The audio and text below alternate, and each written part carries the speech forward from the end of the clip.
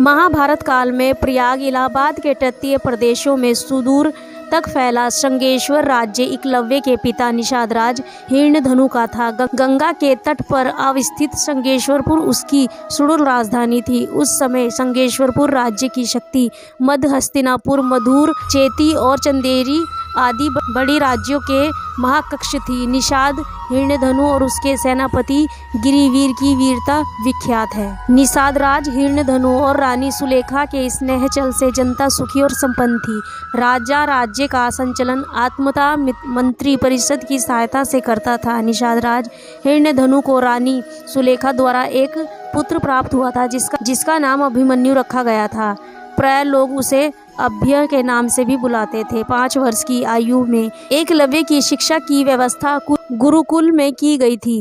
बाल्यपन से ही अस्त्र शस्त्र की विद्या में बालक की लगन और एक निष्ठा को देखते हुए गुरु ने बालक का नाम एकलव्य संबोधित किया।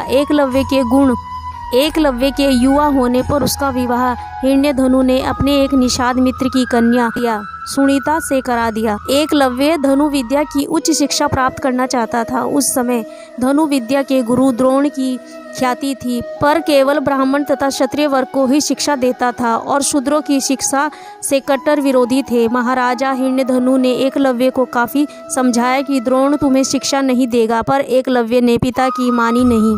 पर एकलव्य ने पिता को सम्मानाया कि उसकी शस्त्र विद्या से प्रभावित होकर आचार्य द्रोण स्वयं उसे अपना शिष्य बना लेंगे। पर एकलव्य का सोचना सही न था। द्रोण ने दुराचार कर उसे आश्रम से भगा दिया। एकलव्य हार मानने वालों में से ना था और बिना शस्त्र शिक्षा प्राप्त किए वह अपने घर लौटने वालों में से ना था। इसलिए एकलव्य ने वन में आचार्य द्रोण की एक प्रतिमा बनाई और धनु विद्या का अभ्यास करने लगा। शीघ्र ही उसने धनु विद्या में निपुण प्राप्त कर ली। एक बार द्रोणाचार्य अपने शिष्यों के साथ और कुत्ते के साथ उसी वन में आए। उस समय एकलव्य धनु विद्या का अभ्यास कर रहे थे। कुत्ता एकलव्य को देखकर भौंकने लगा। कुत्ते के भौंकने से एकलव्य की साधना में बाधा पड़ रही थी, अतः अपने बाणों से कुत्ते के मुंह बंद कर दिया। एकलव्य की इस कौशलता से बाण चलाते देख कुत्ते को किसी प्रकार की चोट नहीं लगी। कुत्ते द्रोण के पास भाग गया। द्रोण और शिक्षक ऐसी श्रेष्ठ धनु विद्या देखकर आश्चर्य में पड़ गए। वह उस महान धनुधारी की खोज करने लगे। अचानक उन्हें एकलव्य दिखाई दिया। जिस धनु विद्या को केवल क्षत्रियों और ब्राह्मण तक सीमित रखना चाहते थे, उसे शूद्रों के हाथों में जाता देख चिंतित होने लगे। तभी उन्होंने अर्जुन को संसार का सर्वश्रेष्ठ धनुधर बनाने का वचन भी तो याद आया। द्रोण ने एकलव्य से पूछा, तुम यह धनु विद्या किससे सीखी? एकलव्य आपसे आचार्य। एकलव्य ने द्रोण की मिट्टी की प्रतिमा की और इशारा किया। द्रोण ने एकलव्य से गुरु दक्षिणा में एकलव्य का हाथ का अंगूठा मांग लिया। एकलव्य ने अपना अंगूठा काटकर द्रोण को एकलव्य ने गुरु दक्षिणा में एकलव्य के हाथ का अंगूठा मांगा।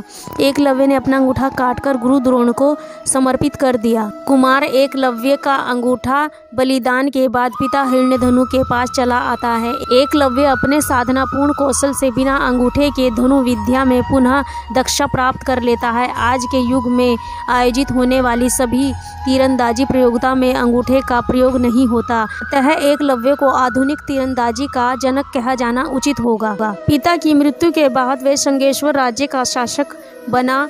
आत्मता परिस्ता की मरणता से वह न केवल अपने राज्य का संचालन करता है, बल्कि निषाद भीलों की एक सशक्त सेना और नौसेना गठित करता है और अपने राज्य की सीमाओं का विस्तार करता है। विष्णु पुराण और हरिवंश पुराण में उल्लेखनीय है कि निषाद वंश का राजा बनने के बाद एकलव्य ने जरासंध की सेना की तरफ से मथुरा पर आक्रमण करा।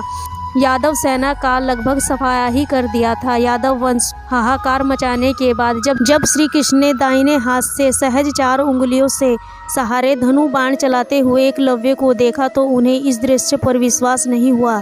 एकलव्य अकेला ही सैकड़ों यादव वंशों को युद्ध में रोकने में सक्षम था। इसी युद्ध में श्री कृष्ण ने छल से एकलव्य का वध किया था। उसका पुत्र केतुमान महाभारत युद्ध में भीम के हाथों मर गया था। जब युद्ध के बाद सभी पांडव अपनी वीरता का बखान कर रहे थे, तब श्री कृष्ण ने अपने अर्जुन प्रेम की बात कबूली थी। कृष्ण ने अर्जुन से स्पष्ट कहा था कि तुम्हारे प्रेम में मैंने क्या क्या नहीं किया। तुमने संसार के सर्वश्रेष्ठ धनुधर कहलाने के लिए मैंने द्रोणाचार्य का वध कराया, महापराक्रमी कर्ण को कमजोर किया और ना जाने तुम्हारी जानकारी के बिना भीलपुत्र एकलव्य को भी वीर गति दी ताकि तुम्हारे रास्ते में कोई बाधा ना आए। तो दोस्तों, आप लोगों को धनुधर एकलव्य की यह कहानी कैसी लगी प्लीज़ कमेंट करके ज़रूर बताएं। और हमारे चैनल पे न्यू तो हमारे चैनल को लाइक करें, शेयर करें, कमेंट करें, सब्सक्राइब करें और हमें सपोर्ट करते रहें। सभी का दिल से धन्यवाद और हर हर महादेव।